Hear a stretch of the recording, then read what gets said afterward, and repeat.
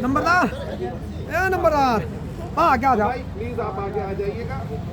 اور دوسری بات یہ عرض کرنی تھی, اس کے بعد بات شروع کریں گے کہ ہم چونکہ آپ کے مہمان ہیں, آپ ہمارے میزبان ہیں, آپ کی یہ ذمہ داری بنتی ہے کہ جو مہمان لے کر کے آیا ہے مہمان کو صرف سن لیا جائے.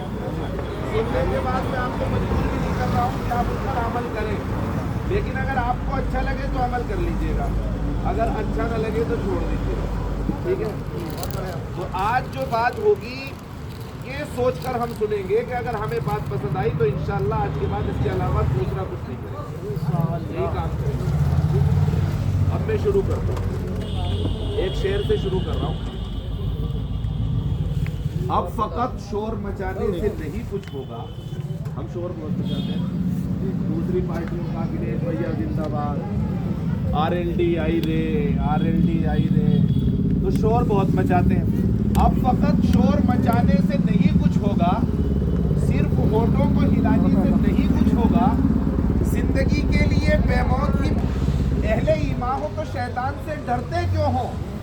خود کو پہچانو کہ تم لوگ وفا والے ہو, خود کو پہچانو کہ تم لوگ وفا والے ہو, مصطفیٰ والے ہو, مومن ہو, خدا والے ہو.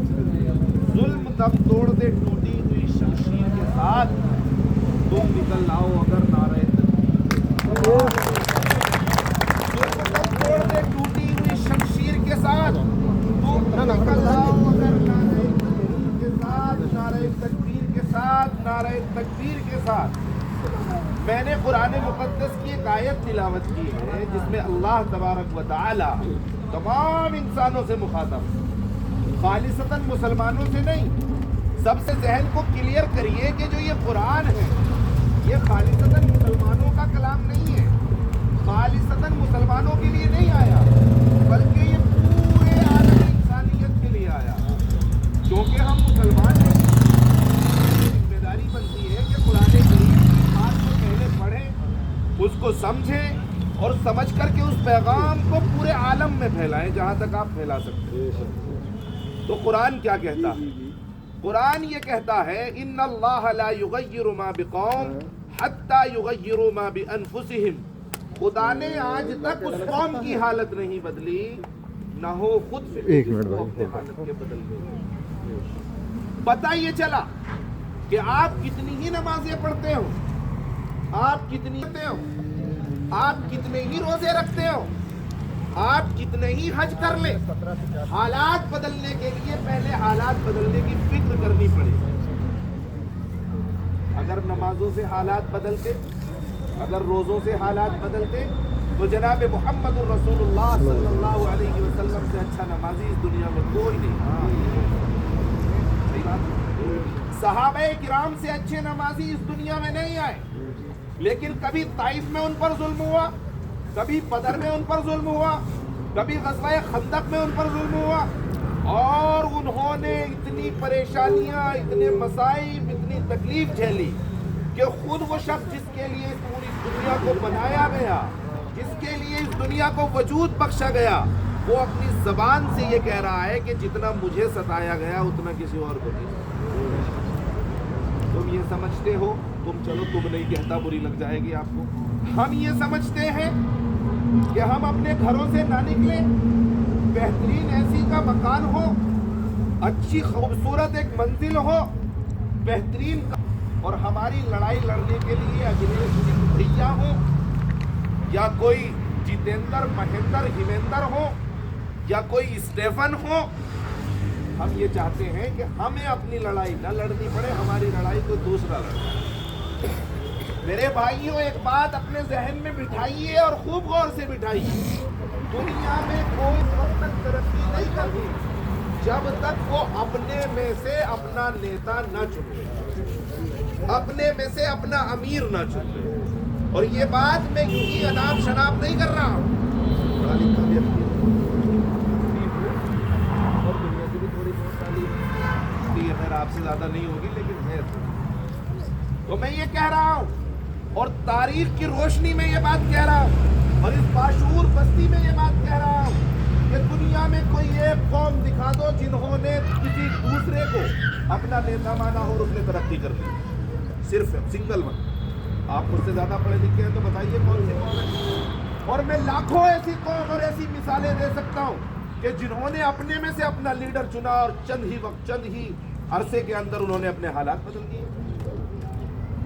خود جناب محمد رسول اللہ صلی اللہ علیہ وسلم جس قوم سے آتے ہیں یعنی عرب، جس خاندان سے آتے ہیں یعنی قریش، ان کی کوئی عزت نہیں تھی، ان کا کوئی مقام نہیں تھا.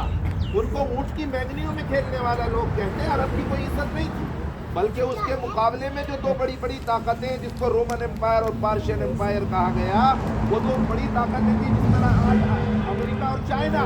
یہ دو بڑی بڑی طاقتیں تھیں اور ان دو بڑی بڑی طاقتوں نے ساری دنیا کو اور بلکہ اس علاقے کو اپنی مٹھی میں جکڑا ہوا اور عرب کے لوگوں کو غلام بنایا ہوا تھا. اللہ کے نبی علیہ الصلوۃ والسلام ان کے اپنے نہیں بیٹے ہیں، انہی کی نسل سے ہیں.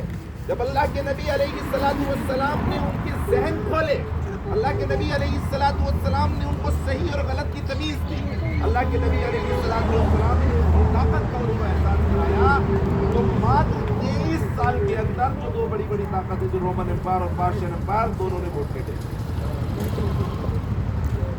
دونوں کی امامت کی جناب محمد رسول اللہ صلی اللہ علیہ وسلم. آپ کو یہ لگتا ہے کہ وہ خالی نبی تھے، آپ کو یہ لگتا ہے کہ وہ خالی رسول تھے، تو آپ تو اس لیے ان کو رسول مانتے ہیں کیونکہ آپ مسلمان ہیں. آپ تو ان کو اس لیے نبی مانتے ہیں کیونکہ آپ مسلمان ہیں. لیکن ذرا کسی غیر کی نظر سے دیکھیے، کسی عیسائی کی نظر سے دیکھیے، کسی یہودی کی نظر سے دیکھیے، کسی ہمارے ہندو بھائی کی نظر سے دیکھیے، وہ یہ کہے گا کہ ان سے بڑا لیڈر کوئی.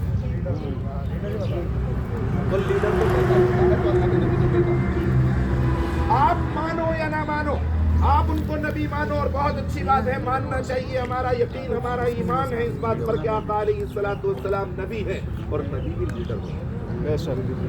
ایک کتاب کا حوالہ آپ کو دیتا ہوں اور یہ بات پوری سنیں گے تو سمجھ آئے گی، اس لیے کوئی ادھر ادھر ہلنے کی کوشش نہ کرے. پابندی آپ کے ہلنے میں، ٹھیک ہے؟ کوئی نہیں ہلے گا یہاں سے، کوئی ادھر ادھر نہیں جائے گا. جناب محمد الرسول اللہ صلی اللہ علیہ وسلم کے بارے میں ایک عیسائی لکھتا ہے، اس نے ایک کتاب لکھی ہے. تو یہاں پہ اگر میڈیا کے لوگ بیٹھے ہیں تو چلائیے گا اس میری ویڈیو کو. اس نے دنیا کے جب سے دنیا بنی، انسان جب سے آیا اس دنیا میں، اس وقت سے لے کر آج تک کی تاریخ اس نے لکھی اور اس نے محاسبہ کیا اور اس نے ایک طرح محاصرہ کیا پوری تاریخ کا. اور اس نے جب مطالعہ کیا تو وہ لکھنے میں مشہور ہوا کہ اس دنیا میں جتنے بھی بڑے بڑے لیڈر آئے ہیں ان میں سب سے پہلے نمبر پر جناب محمد کے لوگوں نے ان کو اپنا مانا، ان کے لوگوں نے نیتا مانا. حالات بدل گئے. اب آپ کا سوال اس کے بعد یہ ہوگا، میاں مفتی صاحب آپ نبی کی بات مت کریے، ان کے ساتھ تو اللہ کی مدد ہوتی ہے، ان کے ساتھ تو ڈائریکٹ اللہ کا پیغام آتا ہے. تو جناب محمد الرسول اللہ صلی اللہ علیہ وسلم پر کون سا پیغام آیا تھا مجھے بتائیے؟ قرآن ہی تو آیا تھا. تو وہ پیغام تو آج بھی قرآن ہی تو تھا، تو قرآن تو آج بھی ہے اور بالکل ایسا ہی ہے جیسا ہونا چاہیے، بالکل ایسا ہی ہے جیسا اترا. اور اگر کوئی چیز قرآن میں رہ گئی تو حدیث موجود، حدیث بھی وہی ہے. ساری کے سارا پیغام جو اللہ کی طرف سے آیا کرتا تھا وہ سارا موجود ہے، بس بدلنا کس کو؟ جی بتاؤ بھائی، میں بدلنا ہے مجھے نہیں پتا. میں آپ سے بات کر رہا ہوں اور اگر میں کہیں غلط بول رہا ہوں تو آپ کو حق ہے اور آپ کو قسم ہے کہ آپ اسی وقت ٹوک دیجیے گا.